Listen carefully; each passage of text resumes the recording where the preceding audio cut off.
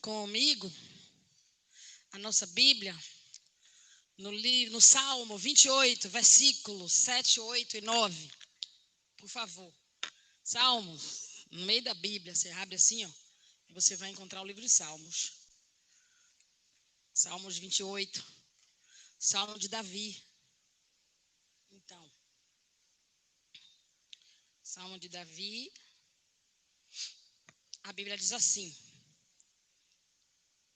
Eu vou ler desde o versículo 6. Bendito seja o Senhor, pois ouviu as minhas súplicas. O Senhor é a minha força, o meu escudo. Nele o meu coração confia. Diga, por favor, confia. E dele eu recebo ajuda. Meu coração exulta de alegria. E com o meu cântico lhe darei graças. O Senhor é a força do seu povo, a fortaleza que salva o seu ungido. Salva o teu povo, abençoa a tua herança. Cuida, diga comigo, cuida. Cuida deles como seu pastor e conduze-os para sempre. É essa, Senhor, a tua palavra viva, eficaz, poderosa, palavra que não volta vazia, palavra que tem um endereço, palavra que tem um destino, palavra que tem agora o poder para transformar, para abençoar, para alimentar, para levantar, para trazer forças, para inspirar. Meu Pai, em nome de Jesus, que a tua palavra faça o que homem nenhum pode fazer, na unção do teu Espírito. E eu te agradeço, Senhor. Por isso, eu te agradeço, Senhor, em nome de Jesus, amém. Então, nós temos uma palavra e nós temos um tema, e o tema dessa noite é Deus cuida de você. Então, diga, Deus cuida de mim. Eu quero antes falar com os irmãos que normalmente eu faço uma pregação expositiva. O que é uma pregação expositiva? Eu vou lendo versículo por versículo daquele texto. Mas hoje eu vou fazer uma pregação temática. Nós damos preferência à pregação expositiva, porque ela ensina, ela não foge do contexto, ela tem uma sequência cronológica, factual. Mas hoje, aprove a Deus que nós pregássemos de forma temática. O que eu vou fazer? O assunto é o cuidado de Deus na vida do povo dele. E eu não vou ficar detida nesse texto para exauri-lo, mas eu vou buscar esse tema em outros versículos. Amém? Então, dito isso, eu quero introduzir, antes de tudo, esse contexto onde Davi estava aqui, orando, onde Davi estava aqui pedindo a Deus livramento dos seus inimigos, porque ele estava com perseguição, mas ele também agradece a Deus pelos livramentos, e ele fala que Deus é aquele que cuida do povo dele como um pastor.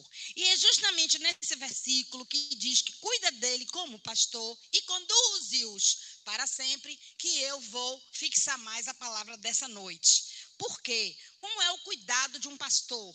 Como é o cuidado de um pastor de ovelhas? Ele leva a ovelha para beber a água, ele leva a ovelha para se alimentar, ele vai aos pastos. E ali no Salmo 23, a gente vê muito Davi mostrando esse dia a dia de um pastor e fazendo uma comparação com o pastor e as ovelhas e os cuidados de Deus como pastor. E aqui não é diferente. Então, o pastor cuida da ovelha quando ela está com a perninha quebrada, ele carrega. Quando a ovelha foge, ele vai buscá-la. Quando a ovelha está isolada, ele vai trazê-la para junto do rebanho para que o lobo não venha tragá-la. E ele cuida dessa forma das ovelhas. Isso é um cuidado pastoral. Acontece que Deus, que Davi está falando que vai cuidar do povo para todo sempre, que é o nosso Deus, nós sabemos que ele cuida de nós. Sabemos, com certeza. Porque você, talvez, alguns tenham tido mais experiências do cuidado de Deus, outros ainda vão começar a sentir isso agora. Mas, de alguma forma, você vai crescer nesse entendimento de que realmente Deus cuida de mim e Deus cuida de você. Entretanto, mesmo quando nós sabemos dessa verdade, mesmo quando nós experimentamos essa verdade, às vezes nós ficamos ansiosos com os nossos problemas, às vezes com coisas do mundo físico, contas a pagar, preocupação com a saúde, com a família, e ficamos ansiosos realmente. E, naquele momento, mesmo sabendo, com a nossa mente, com a nossa cognição, que Deus cuida de nós, ainda assim, nós ficamos ansiosos, achando que, poxa, mesmo esse Deus cuidando de mim, eu ainda fico sem dormir. Mesmo cuidando de mim, eu ainda fico nervosinho. Mesmo cuidando de mim, eu ainda fico preocupado. Mesmo Deus cuidando de mim. E isso é muito natural. Porque qualquer um de nós aqui, de alguma forma, já viveu esse tipo de ansiedade em menor e maior escala. Ninguém pode dizer que no mundo de hoje não vive uma certa ansiedade. Tanto que o próprio Jesus fala, não andeis ansiosos. Né? Porque ele sabe que a ansiedade existe. Agora, não é para andar, mas ela vai acontecer. E ele nos dá a fórmula, que é que a gente faça as petições, contando aquilo que tem nos deixado ansiosos. Então, eu vou chegar para Deus e contar tudo o que eu preciso. E na medida que eu relato para Deus minhas necessidades, e eu confio que Ele vai fazer, eu consigo descansar em Deus. Isso é o teórico, isso é em tese, mas na hora H do problema, a gente se deixa levar pelas circunstâncias e muitas vezes nós ficamos tão ansiosos que não nos permitimos viver essa realidade dos cuidados de Deus sobre a nossa vida. Então é isso basicamente que eu quero falar nessa noite. Mas eu quero falar trazendo para você, da parte de Deus, uma experiência onde você simplesmente não receba isso na sua mente, mas que isso venha impregnar o seu espírito com essa verdade, lhe trazendo essa tranquilidade. Que isso verdadeiramente, a partir da operação do Espírito Santo de Deus, venha entrar na sua vida de uma forma tal, pelo poder das Escrituras e pela unção do Espírito Santo, que você não mais esteja apenas agindo pelo seu raciocínio, mas que você esteja amparado por essa questão espiritual, por essa unção que Deus vai derramar no seu coração de confiança nessa noite. Então, nós temos esse Deus que cuida, mas por que o homem desconfia desse cuidado? Isso nasceu lá em Eva, no paraíso, no Éden. Eva tinha todos os cuidados de Deus. Deus proporcionou para Eva o melhor, um jardim maravilhoso, uma vida maravilhosa.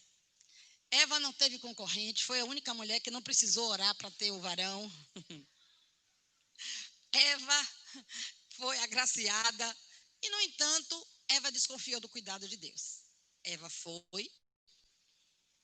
acreditou naquela tentação do inimigo de que Deus não cuidava dela. Por quê? Deus falou para ela que havia ali no jardim a árvore da vida e existia a árvore. Não coma, Adão, dessa árvore, que significa a árvore onde você vai decidir pela sua consciência de bem. E nesse mundo onde tudo é muito relativo, a teoria da relatividade diz que não tem verdade absoluta, diz que não existe pecado, porque tudo é muito relativo. Mas essa não é a doutrina bíblica. Existe uma verdade, e essa verdade se chama Jesus. Ele mesmo declarou: eu sou a verdade e a vida. Então, Jesus é a verdade. Mas, veja bem, Eva desconfiou disso, ela desconfiou desses cuidados de Deus, e ela resolveu ir pelo caminho daquela árvore que Deus aconselhou que ela não comesse o fruto, que era a árvore da independência dele. Eu me viro sozinho, eu vou seguir minha consciência, eu não preciso de Deus, eu sei do que estou fazendo, eu já sou bastante grande, essa história de Deus não é comigo, eu não preciso seguir dele. Ou mesmo, às vezes, é uma pessoa que até tem uma vida com Deus, mas que em determinado momento da sua estrada, ela vai e come do fruto da árvore da consciência do bem e do mal. Nesse momento que o homem escolhe ser independente de Deus, ele se desliga de Deus e aí entra o pecado. Nós herdamos isso de Eva. Nós herdamos de Eva isso. Geneticamente, nós herdamos da mãe Eva isso. E com isso nasceu a nossa desconfiança. Nós, a partir desse pecado, Deus providenciou salvação, mandou Jesus Cristo. Jesus Cristo veio ser a ponte entre Deus e o homem. E Deus traz o seu único filho para que nós possamos ser verdadeiramente livres do pecado.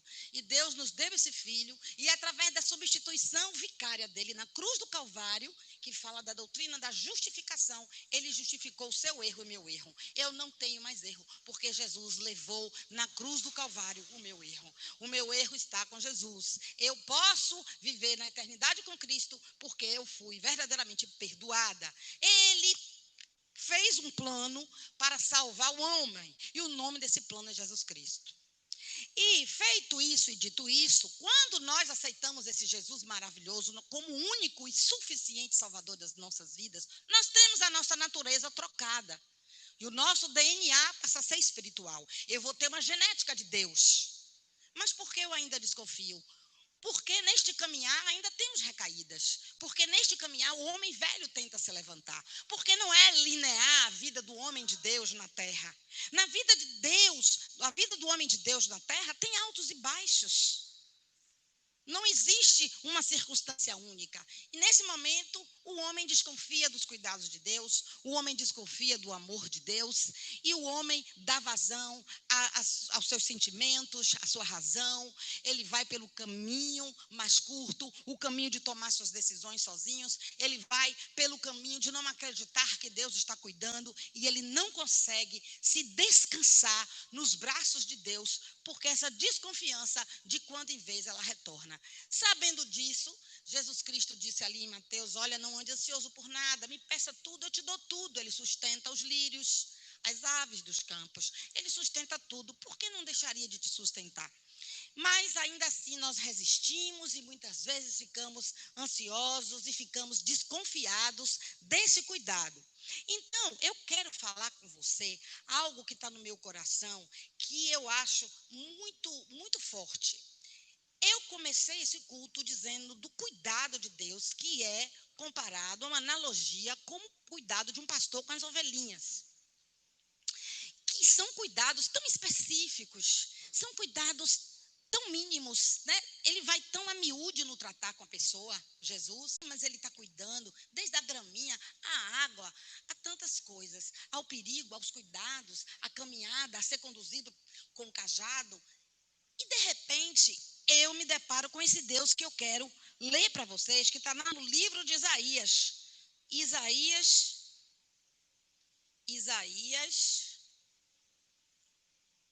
40, versículo 12. E eu quero ler para você uma coisa. Quem mediu as águas na concha da mão ou com o palmo, definiu os limites do céu. Por que eu estou lendo isso? Gente, você já conseguiu imaginar o que Isaías está falando? Que Deus mede as águas na palma da mão dele. As águas dos mares, as águas do rio. O planeta tem mais água do que terra. É muita água. Mas a grandeza de Deus, ele mede. Quando ele foi construir isso aqui, ele estava medindo tudo na mão dele. E ele continua falando sobre a grandeza de Deus, quando ele fala assim: olha, eu meço na concha da minha mão, aí quantas águas eu vou botar aqui nesse mar? 1 medida, 2 medidas, na mãozinha dele, 3 medidas, entende? E ele faz mais. E também, para saber a medida do limite do céu, eu vou fazer isso com minha mão. Ele conta com palmos. Você entende a grandeza de Deus? Você entende a enormidade de Deus? Que tudo isso que é vasto para a gente, que a ciência busca e estuda tanto, tudo isso que é tão grande que é o mundo, com tudo que ele nos oferece, tudo isso para Deus é muito simples, e ele fez dessa forma porque ele é grande. E agora eu pergunto a mim e eu pergunto a vocês: como pode um Deus tão grande? Como pode um Deus que consegue criar os limites do céu contando em seus palmos? Como pode esse Deus interagir na minha vida e na sua vida? Esse mesmo Deus que é tão grande pode interferir nos meus problemas mais íntimos e cuidar das minhas situações mais específicas. Como pode? Que leva a um Deus tão maravilhoso. E aí eu faço uma outra conexão. Ele é tão grande e ele é tão poderoso e ele retém todo mundo na palma das suas mãos. Mas eu então devo, diante dessa grandeza, saber que eu posso confiar nesse Deus. Como eu deixo de confiar nesse Deus maravilhoso para confiar na minha consciência do que é certo e do que é errado e abandono a palavra e abandono ao próprio Deus. Esse Deus tão grande, esse Deus tão maravilhoso, esse Deus tão lindo, esse Deus criador, esse Deus criou os céus e a terra com detalhes, várias infinitudes de árvores, de aves, tudo tão harmonioso. Um Deus grande demais. Eu não estou confiando a minha vida a um homem poderoso. Eu não estou confiando a minha vida a um político, a um governador, a um pastor, a um médico. Eu estou confiando a minha vida ao Deus que criou os céus e a terra, que hoje me dá o sopro de vida, mas que nem amanhã eu posso garantir se estou viva, porque eu não tenho domínio sobre isso, mas Ele tem. Ele é muito grande. E me impressiona este amor quando Davi começa a falar dos cuidados de Deus como pastor, quando Davi, ali nas noites estreladas, onde ele ficava com seu instrumento, adorando ao Senhor, enquanto vigiava aquelas ovelhas que dormiam, para no outro dia levá-las e conduzi-las ao aprisco, ele compunha hinos de adoração, que hoje nós vemos nos salmos feitos por Davi. Momentos com Deus tão íntimos, de uma singeleza, de uma profundidade tão grande, e ele ali abria o coração para Deus. Ele chorava, ele clamava, ele falava ao Deus dele, que é o nosso Deus todo-poderoso, tudo que vinha na alma dele. Davi era um homem muito especial. Ele era ao mesmo tempo um guerreiro corajoso e ao mesmo tempo um adorador. Um homem que passava horas, gastava tempo na presença do Senhor, adorando, compondo hinos de amor ao nosso Deus. Ele amava o Senhor. Por isso que o Senhor diz: Davi é um homem segundo o meu coração. Muitos de nós nos aproximamos de Deus pelo que Ele pode nos dar. Mas verdadeiramente um coração apaixonado se aproxima de Deus simplesmente pelo que Ele é. E Davi era esse homem apaixonado por Deus. E eu quero falar sobre Davi, lá no Salmo 131, numa dessas noites, onde ele estava ali, compondo esses hinos, falando com Deus, os seus medos, falando para Deus as suas dores. Ele escreve algo que tocou profundamente o meu coração. E eu espero em Deus, que Deus toque no seu também. Que essa palavra não venha ser apenas algo racional, mas que venha ser algo muito profundo, que venha invadir o seu ser. Olha que coisa linda que Davi falou, que eu quero ler para vocês, que está lá no Salmo 131, no versículo 2. De fato, acalmei e tranquilizei a minha alma. Sou como uma criança recém-amamentada por sua mãe. A minha alma é como essa criança. Gente, eu quero que vocês imaginem comigo o que é uma criança recém-amamentada. A criancinha toma aquele leite e depois ela mama até se sentir saciada. E aí então ela cai jogada assim, parece que fica, não é? Bêbada, jogada, toda saciada. Eu não sei quantas mães tem aqui que já prestaram atenção a uma criança depois que mama. Ela fica completamente nutrida. Ela está ali provida em suas necessidades. E essa criança, ela fica ali no colo daquela mãe, onde ela estava amamentando, muito tranquila, muito segura. Ela não fica pensando, e se minha mãe me largar e eu cair? Diga aí, eu me quebrar todinha. E se nesse peito não tiver muito leite? Será que tem concorrência? Será que vai ter outro menino aqui também, outro irmão? Se a pessoa que ela fizesse conjectura, segurança inata, ela está ali no peito tranquila. E ela dorme ali naquele peito. E ela acorda. E ela está vivendo uma realidade descansada. Aí vem o poeta Davi, fantástico. E ele fala assim, a minha alma está tranquila como essa criança amamentada. E eu me senti hoje uma criança tão amamentada. Hoje eu me senti uma criança amamentada. amamentada por Deus, nutrida por Deus, cuidada por Deus, abençoada por Deus, ouvida por Deus, analisada por Deus e perdoada por Deus. Mas isso não é um privilégio meu. Você é essa criança amamentada. Quando você verdadeiramente confia nesse Deus tão grandioso, conforme eu acabei de explanar, e você confia nesse Deus de uma forma tal, que você é como essa criança, irmãos, que simplesmente se deixa descansar nos braços de uma mãe, após ter saciado as suas necessidades. Eu e você precisamos sentir essa realidade dentro de nós, para que nós possamos ficar descansados, para que essa ansiedade, esse receio, que o tempo todo fica em torno do homem moderno, do homem pós-moderno, melhor dizendo, do homem contemporâneo, que este medo todo seja diluído nessa confiança em Deus. Que esse medo todo, que às vezes nos deixa pensar que somos capazes, o que é que vai acontecer? Não importa, seja qual for a resposta dele, ele está cuidando de você.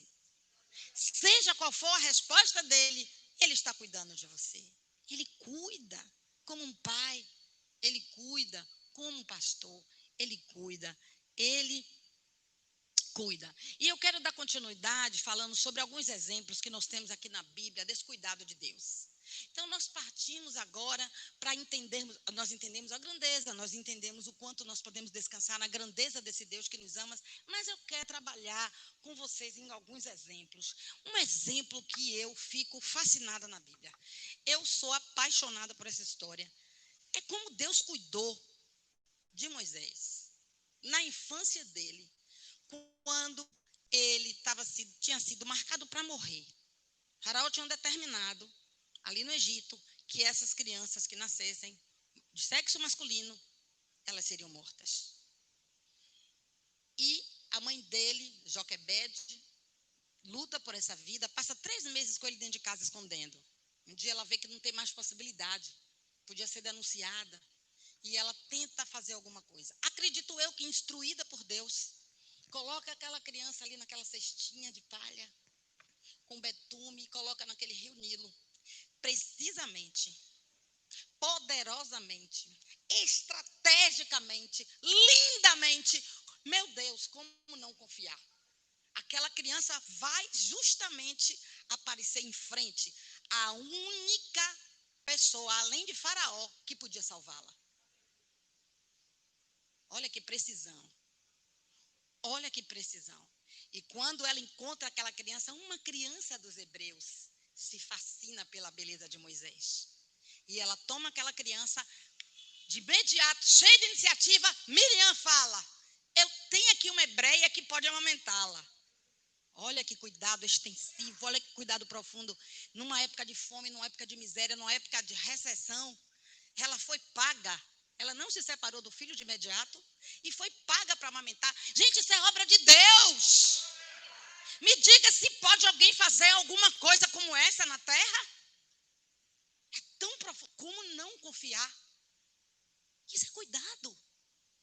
E ele cresce protegido no palácio, mas não deixou de conhecer as leis hebreias, não deixou de conhecer o povo, porque ele convivia com a mãe, que era amamentado muito tarde. Os hebreus amamentavam os filhos durante muito tempo. E ali ele aprendeu os cânticos, ali ele aprendeu as histórias do pai Abraão, Jacó, de Isaac, dos patriarcas, ali para Faraó, e teve uma missão. Deus livrou Moisés, Deus tinha um chamado na vida de Moisés, Deus fez com que Moisés passasse pelos perigos e vencesse tudo, porque aquele bebezinho podia não ser nada para o faraó que mandava matar as crianças, podia não ser nada para os executores daquele homicídio, mas para Deus, Moisés era muito importante, e Deus cuidou de Moisés. Deus cuidou da vida de Moisés. Deus cuidou do desenvolvimento da vida de Moisés.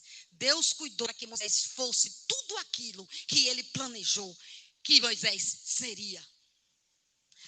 Ah, mas que coisa bacana saber que ele faz isso comigo, que ele faz isso com você. Que coisa boa saber. Deus não se perde na história da nossa vida.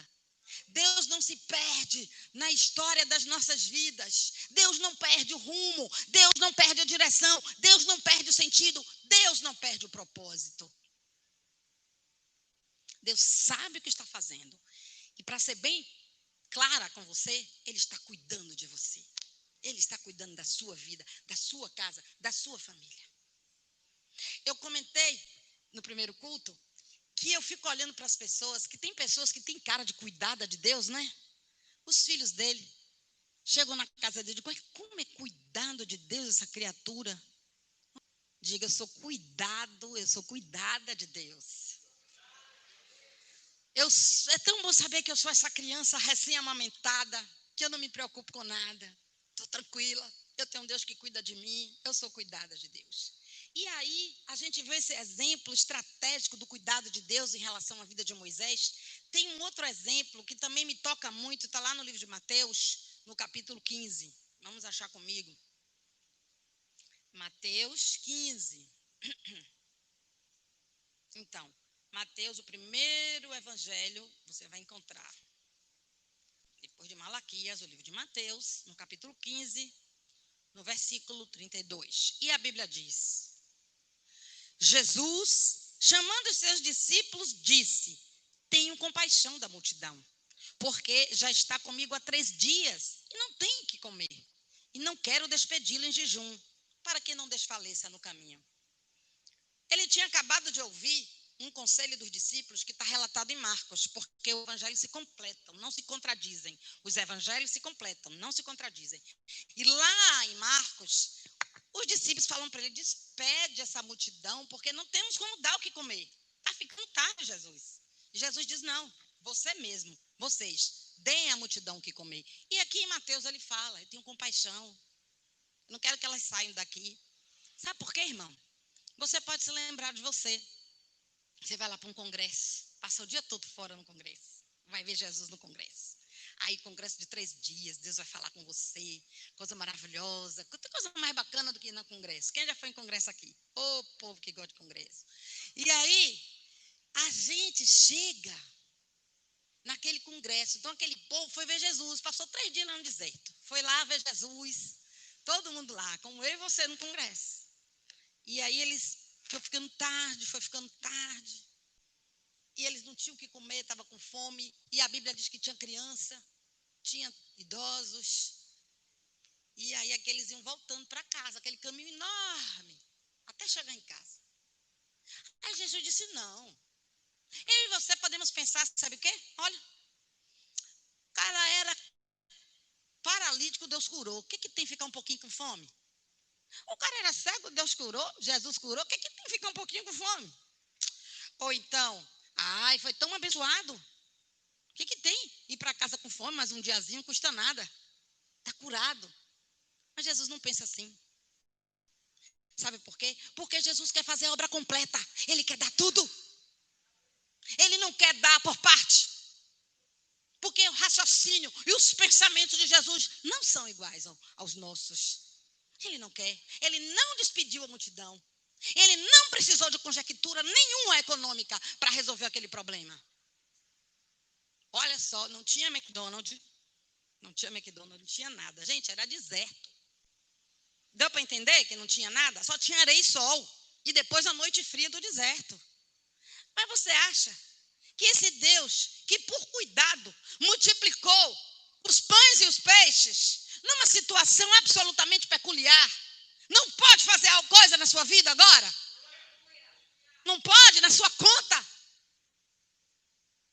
Na sua vida? No seu desespero? Na sua agonia? Na sua aflição? No seu medo? Na sua insegurança? Na sua ansiedade? Será que esse Deus, que fez a medida das águas na terra, na sua própria mão, não pode medir o seu sofrimento e criar alguma coisa, alguma estratégia dentro da sua soberania para te livrar, libertar, abençoar? Ele cuida de você. E eu posso imaginar, se Jesus não desse a comida ao povo, E aí eu me incluo. Poxa, o negócio foi bom, mas também, lugarzinho longe, as crianças tudo com fome, tudo murmurando no meio da estrada. Os meninos pequenos, mãe, eu quero comer. Cala a boca, menino. Me enxato, próxima vez não levo mais. Quando Jesus fizer essas cruzadas agora, não vai ser de 3 dias, não. Vai ser só de um quando ele estiver mais perto, porque assim eu não aguento. Vou ver se eu trago as marmitas da próxima vez. Cala a boca, menino. Ia murmurando o caminho todo. Aquele cego que viu, estava falando que estava com fome, murmurando. Ai, Jesus resolve o problema. Resolve o problema da galera. Você vai sair vendo, você vai sair andando e você vai sair farto. Você vai sair suprido. Porque eu, teu Deus, não divido as minhas bênçãos. Eu as entrego. E eu quero você pleno.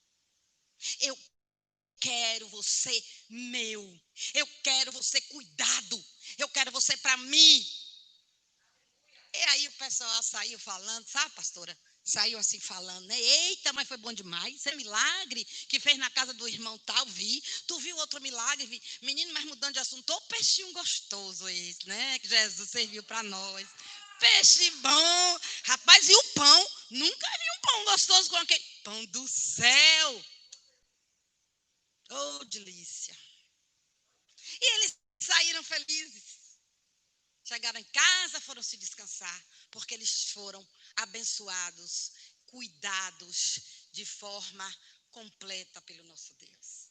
E é isso que me fascina em Deus. Esses detalhes de amor que só Ele sabe fazer. Às vezes dá um constrangimento, né? A Bíblia diz que o amor de Deus nos constrange. De vez em quando eu tenho um ataque de constrangimento terrível. Eu digo, meu Deus, isso é muito bom, chega, dói. Dá um constrangimento. Mas a graça me ensinou a descansar e a entender que Ele dá, porque Ele é mais feliz dando do que cada um de nós recebendo.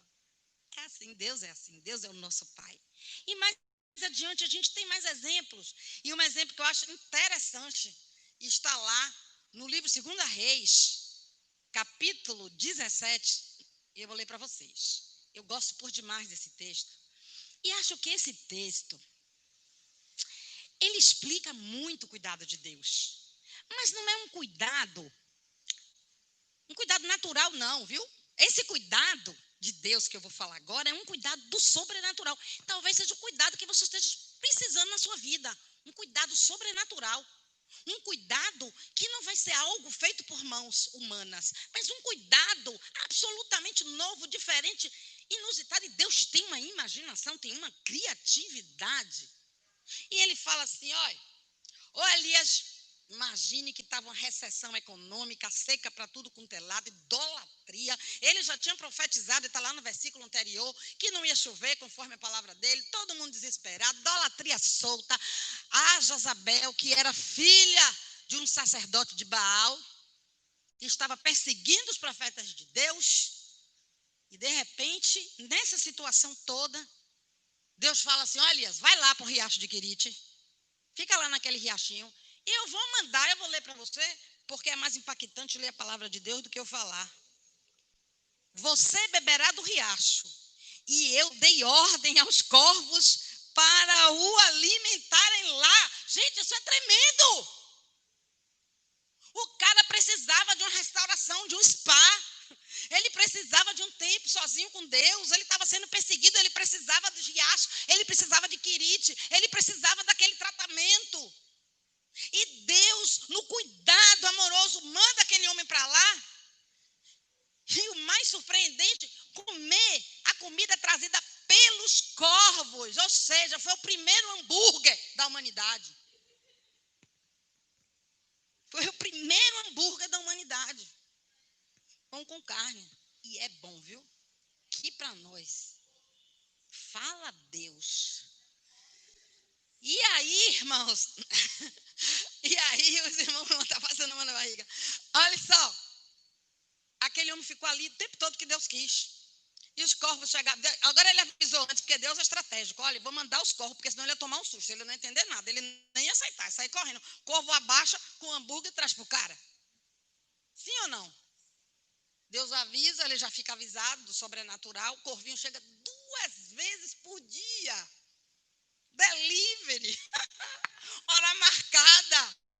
Nem paga gorjeta, nem nada. Nem paga nada. Taxa de entrega nenhuma. Pai, isso é coisa de Deus. Mas ele está ali, todo cuidadão de Deus. Porque Deus sabe o que a gente precisa, sabe? Às vezes a gente precisa de um queritezinho. Às vezes a gente precisa de um riachinho. Para não pensar em nada. Para fortalecer. Porque ele veio de uma luta e estava indo para outra. E Deus sabia disso. Ele estava enfrentando toda uma idolatria. Ele estava enfrentando uma casta espiritual fortíssima de demônios. E ele precisava de tudo isso. Aí Deus seca o rio. Porque Deus seca o rio. Recolheu a aguinha do rio. Seca o rio e diz, agora vai lá para Sarepta que eu ordenei a uma viúva para te sustentar. E digo, ô glória, vai ele lá. A mulher vai fazer cada comida gostosa para mim, essa viúva, estou feito na vida.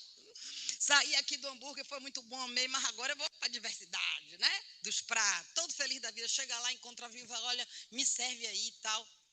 Ela só tinha um bocadinho na panela, assim, ó, de farinha, botou um tiquinho assim de azeite, fez, não tenho nada, só tem esse bolinho aqui, ó, vou comer e vou morrer com meu filho. Uma pobreza, uma fome. A Bíblia fala de fomes terríveis, e essa foi uma das. Existem períodos de fome na Bíblia, e outro dia eu preguei aqui, que uma mulher estava brigando com a outra, porque elas decidiram que ambas iriam matar seus filhos para comerem. Só que a primeira matou o filho e comeu, a segunda se fugiu com o filho. Eu não sei nem quem está certa. É muito louco. Isso não é uma fome absurda. Isso é uma fome absurda. É uma penúria.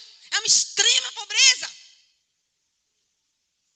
E aquela mulher ia morrer, porque não ia cair comida do céu. Mas tem um Deus que cuida. Cuida de quem está com câncer. Cuida com quem tem problema na alma. Cuida de quem está com medo. Cuida de quem não tem amparo. Cuida. Deus cuida. E naquele momento, aquela mulher obedeceu.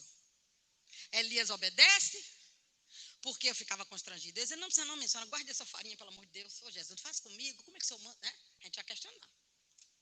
Elias aí come, e a Bíblia diz que nunca faltou farinha, comida. A farinha que está representando a palavra alimento, provisão, para aquela família, a viúva, Elias e a criança. Sabe por quê? Porque Deus cuida. Foi provisão. Aquele bolinho pequeno, que significava que depois haveria morte, porque não se teria mais o que comer, se transformou pela obediência, pela fé, nos cuidados de Deus, e que eles comeram enquanto necessitavam comer. Esse é o Deus que você serve. Esse é o Deus que eu sirvo. E eu quero te dizer mais o último cuidado de Deus também, que eu vejo na Bíblia, maravilhoso, que é o cuidado com o seu ministério. Diga, meu ministério. Que cuidado é esse, pastor? É Jonas. O cara não queria ministério nenhum, rapaz. O cara não queria pregar para Nínive, sabe por quê? Porque eram os inimigos de Deus, os inimigos de Israel. Cercaram Israel, mataram muitas pessoas lá em Israel. Ele não queria pregar para aquele povo. E Deus quer ensinar a ele a misericórdia. Deus quer ensinar a ele a extensão da vontade do próprio Deus e do ministério de Jonas. Mas ele decide comer o fruto da árvore do bem e do mal. Ele pega seu dinheirinho, né? Porque o indivíduo, quando está com dinheiro, faz muita besteira, viu? Cuidado. É mais fácil viver com Deus sem dinheiro. Estou lhe dizendo. Sabe? O indivíduo com seu dinheiro, independente, não consulta a árvore da vida. Pega o fruto da árvore do bem e do mal, pegou o dinheiro dele, comprou a passagem e foi para Tarsis. Lá em Tarsis acontece um rebuliço, expulsam ele do navio onde ele estava, do barco onde ele estava, ele cai no mar revolto e aparece um peixe grande. Olha, tem gente com mania de dizer que é baleia. Não é baleia não, é peixe grande. Um peixe grande, isso não é metáfora não. Isso não é simbologia não. Isso é peixe mesmo, grande, do mar. E pega e engole Jonas, salva Jonas do mar. E aí Jonas entra num processo terrível de arrependimento dentro da boca do peixe, numa escuridão. E depois é lançado na praia de Nínive. Deus não respeitou. Olha, gente, o que eu vou falar aqui é muito sério. Deus não respeitou nem o livre-arbítrio dele, por amor. Deus não respeitou a vontade dele. Jonas, você é meu, eu tenho um chamado, você tem um ministério, você não vai para Tarsis, porque eu quero você em Nínive. Nem que você vá para o Mar Revolto, nem que você vá para o peixe, mas você vai para Nínive. Então, se tem algum Jonas aqui, guarda a sua passagem para Tarsis. Você entende o cuidado, o amor? E agora eu vou concluir, porque eu me apaixono por esse Deus. Eu prego e me alimento tanto, porque ele é tão lindo. Como não se apaixona pela palavra dele, né? É tudo tão perfeito, tudo tão lindo. Eu vou concluir. Em 1 Pedro, capítulo 5, dizendo: lançando sobre ele toda a vossa ansiedade, porque ele tem cuidado de vós.